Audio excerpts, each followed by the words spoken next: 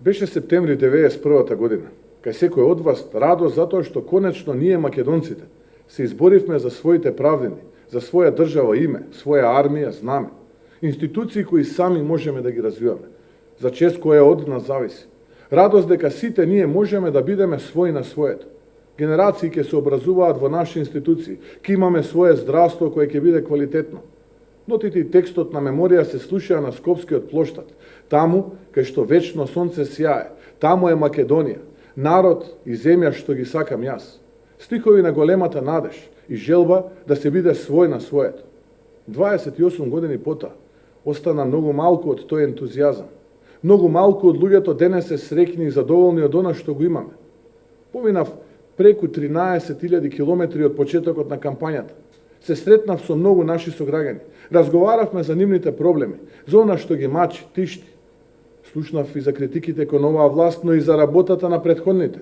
И јас како човек не се срамам да се извинам за грешките од минатото, за кои сум сигурен дека ги имало, но и да понудиме решенија заедно со граѓаните за иднината на нашата татковина. Ние се бориме за поразлична слика за македонскиот политичар. Сакам да се обратам на разочараните, потиштените и обесхрабрените. Тоа е чувство кое е оправдано по изневерените очекувања. Жицата која ја скина, името, идентитетот, уништениот стандард, измамата дека ќе ја донесле Европа. И ние сме блескале во светот. 500 евра плата, 500 километри автопатишта, чистиот воздух, животот кој стана пекол, тендерите, непотизмот, прогонот и неправдата која стана секојдневие. Патриотите кои ги направија терористи, но и родителите од Смилковско кои ги разочара, децата кои гинат на градскиот асфалт, сиромаштијата која стега, неправда, црна неправда, но и бранителите што ги заборавија. Чувство за разочараност е оправдано, но седејќи така на страна, да не ги оправдаме тие кои ова ни го донесоа. Вашиот глас е решението. Излезете и гласајте. Иако ситуацијата е сложена, изборот е едноставен. Или сте задоволни со вашето секојдневие, одобрувате и се согласувате како работи оваа власт, или ќе ја казните, ќе бидете на страната на правдата и новата надеж која доаѓа за Македонија. Добро знаете дека како што ништо не бива од животот кој го ветуваа, нема ништо да биде ниту од метлата која сега најавуваат. Ке се обратам и до оние кои се заговорници на бојкотот. Знаете дека Македонија е во прашање. Ова не е само моја или битка само на ВМРО ДПМН. Ова е битка на секој еден човек за неговото достоинство и чест.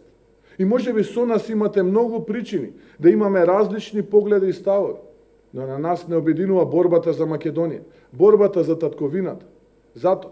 Затоа не му помагајте на Заев со бојкотот. Не ги продолжувајте месеците на клинички живот на оваа власт. Ајде да ги собориме. Излезете и гласајте за нашата земја. Знам дека има притисоци кон државната администрација. Заев се закани дека ќе бркало од работа. Но секој од вас знае дека само слаб човек се заканува. Немојте да бидете вознемирени и не подклекнувајте на заканите. Работите брзо ќе се сменат. А секоја неправда врз вас, секоја неоправдано назадување или бркање од работа, ќе биде исправено.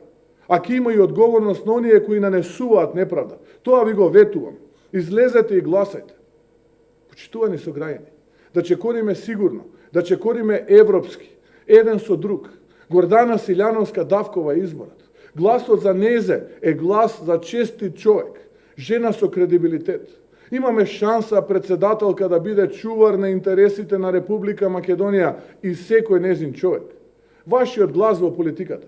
Таа е шанса за пораст на неправдите и победа на правдата. А јас ви ветувам. Ви ветувам дека ќе го дадам и последниот атом од енергијата. Безпоштедна работа да ја смениме сликата за разочарана, потиштена Македонија. Да се избориме за сигурност, развој и честитост. За стаменита и вистински интегрирана држава. За правда за Македонија. Правда за секој човек. Вие одлучувате. Вашиот глас може да донесе подобри времиња. Да сте живи и здрави и Бог да ни ја благослови Македонија.